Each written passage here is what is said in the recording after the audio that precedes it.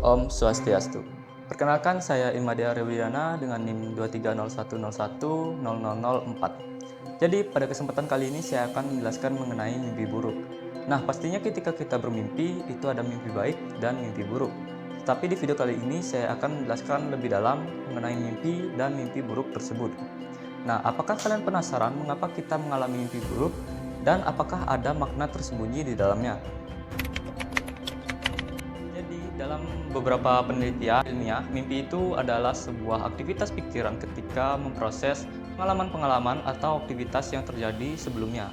Nah, pada saat tidur ini, pengalaman-pengalaman tersebut diproses, dan pada saat diproses, itulah muncul berbagai bentuk mimpi. Ini berkaitan dengan memori, yaitu salah satunya ditandai dengan setelah tidur dan bermimpi, adanya aktivitas yang namanya REM atau Rapid Eye Movement. Jadi gerakan mata ini seperti bergerak-gerak pada saat itu sedang terjadi yang namanya bermimpi. Lalu di dalam teks-teks suci kita di agama Hindu, mimpi itu juga sangat penting. Makanya di dalam teks-teks Hindu itu ada istilahnya caturpada. Jadi caturpada itu adalah 4 lapisan pikiran kita, yang salah satunya itu adalah swappana-pada.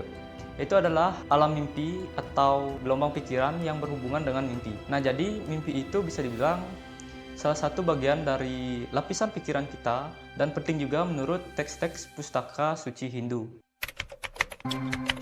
Nah, di Bali, pemahaman tentang mimpi itu juga dipolakan atau dipetakan, dicatat dengan sangat apik dalam bentuk lontar yang disebut sebagai tetengger impian. Nah, jadi lontar tersebut khusus yang membahas tentang mimpi. Di dalam tradisi masyarakat, mimpi itu ada yang diistilahkan sebagai tain pedeman atau kotoran tidur. Hal ini menandakan bahwa mimpi itu hanya sekedar sisa-sisa pikiran kita. Ketika bermimpi diistilahkan sebagai tain pedeman, jadi mimpi itu diistilahkan tidak penting. Ada juga yang mengistilahkan bahwa mimpi itu sebagai dakeng galeng. Tetapi di satu sisi, di dalam teks-teks suci, bahwa mimpi itu sangat penting sekali. Dapat dikatakan bahwa mimpi itu digunakan sebagai tetengger. Jadi tetengger itu adalah semacam pertanda apabila akan terjadi sesuatu. Dan juga mimpi itu mempunyai hubungan dengan yang namanya kawisesan. Karena mimpi tertentu atau lewat mimpi, seseorang itu bisa mengirimkan berbagai energi-energi tidak baik atau jahat kepada orang lain. Dan juga di dalam agama Hindu ada juga yang namanya yoga nidra. Jadi yoga pada saat tidur, hal ini juga berhubungan dengan yang namanya aktivitas mimpi. Nah, ketika bermimpi, tidak semua bisa dijadikan sebagai tetengger atau pertanda. Ada beberapa patokan mimpi yang mana bisa dijadikan sebagai pertanda. Jadi, di dalam lontar tetengger impian, yang menentukan itu adalah dauh, yaitu jam berapa mimpi tersebut muncul. Nah, apabila mimpi tersebut muncul dari jam 12 ke bawah atau jam 12 malam, misalnya dari jam 8, 9, dan 10. Nah, ini diistilahkan dengan tain pedeman atau bunga tidur. Nah, jika pada jam-jam itu adalah mimpi yang tidak ada tetengger atau tidak ada pertanda, jadi bisa dikatakan sebagai aktivitas pikiran biasa. Sedangkan dari jam 12 malam sampai jam 3 atau jam 4 sebelum matahari terbit, maka ada kemungkinan bahwa mimpi tersebut adalah tetengger, sebagai pertanda bahwa ada sesuatu yang terjadi atau akan terjadi ke depannya. Nah, jadi saya menemukan sebuah artikel menurut Kompasiana.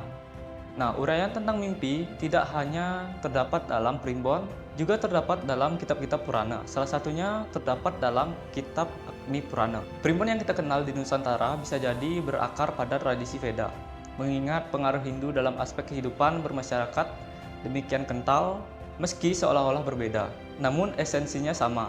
Hal itu terjadi karena mengalami kulturasi selama ribuan tahun. Di dalam Purana juga diuraikan tentang firasat-firasat sebagaimana yang kita temukan dalam primbon. Demikian pula tentang astrologi, pemilihan hari-hari baik, memulai atau melakukan sesuatu kegiatan yang penting seperti pernikahan, nangunyatnya, hingga pertanian. Terlepas dari hal tersebut, pada esensinya apa yang kita kenal dalam tradisi turun-temurun berbanding lurus dengan ajaran agama Hindu yang termasuk dalam literatur Veda. Bahkan metode pemaknaan mimpi dalam tradisi di Bali hampir sama persis dengan apa yang termuat dalam Agni Purana, di mana sebuah mimpi hanya dimaknai baik dan buruk. Sedangkan untuk mengetahui maksud dari sebuah mimpi digali berdasarkan kronologi, detailnya, dan juga hari mimpinya. Nah, adapun penjelasan mengenai dari salah satu artikel menurut para ahli.com, mimpi buruk dalam agama Hindu juga disebut sebagai ala, yang dapat diartikan sebagai pertanda yang tidak baik. Mimpi buruk dapat berupa mimpi tentang kematian, kecelakaan, atau bencana alam. Namun, mimpi buruk itu juga dapat diartikan sebagai peringatan atau tanda bahwa seseorang harus lebih berhati-hati dalam menjalani kehidupannya. Mimpi buruk itu dapat mempengaruhi kesehatan mental seseorang dan dapat menyebabkan stres, kecemasan, dan ketakutan. Nah, oleh karena itu penting untuk memahami arti mimpi buruk dalam agama Hindu. Nah, jadi ini tertulis dalam sebuah buku yang berjudul Seluk-beluk tentang Mimpi yang disusun oleh Ki Mantep Sari atau biasa disebut sebagai Iketut Peste, yang menjelaskan bahwa mimpi buruk itu sangat mengganggu karena ketika terjaga di saat tidur, pikiran kita itu masih mengingat akan hal-hal yang terjadi di dalam mimpi. Dan pada banyak kasus di mana seseorang mengalami mimpi buruk, kemudian menjadi susah tidur, dan bahkan mungkin menjadi trauma untuk tidur, karena ada perasaan takut mimpi tersebut akan terulang kembali.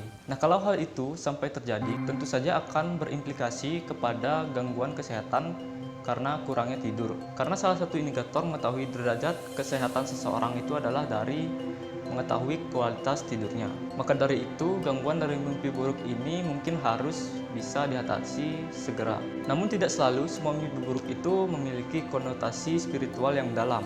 Beberapa di antaranya mungkin juga menjadi manifestasi kekhawatiran atau stres yang dirasakan seseorang dalam kehidupan sehari-hari. Nah, dalam hal ini, mimpi buruk ini dapat dianggap sebagai cermin dari ketegangan psikologis yang perlu diatasi melalui pendekatan yang lebih praktis dan psikologis. Jadi sekian pemaparan materi dari saya mengenai mimpi dan mimpi buruk dalam agama Hindu. Nah, semoga materi-materi tersebut dapat bermanfaat bagi kehidupan kita, dan saya akhiri dengan Paramasanti. Om Santi Santi Santi.